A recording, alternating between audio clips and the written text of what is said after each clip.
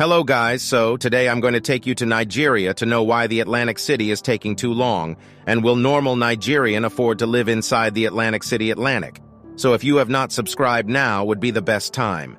Nigeria International Commerce City, also known as Eco Atlantic City, is a planned city of Lagos State, Nigeria, being constructed on land reclaimed from the Atlantic Ocean by Skyline Industry.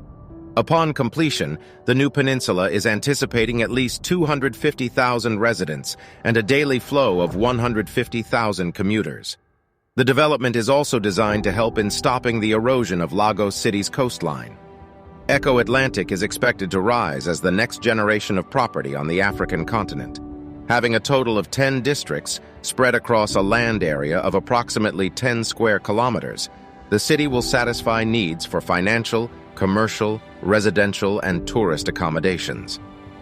Eco Atlantic development is being carried out as a public-private partnership with private companies and investors providing the funding, whilst Lagos State government is a strategic partner with the support of the federal government. Nigeria government. The contractors are China Communications Construction Group Ltd, a company that works in the field of marine dredging and landfill operation. Consultants are Royal Haskinen Traffic and Transport Expertise and Architects. South Energy X Nigeria Limited, a subsidiary of the Shaguri Group, was specifically created to undertake the development.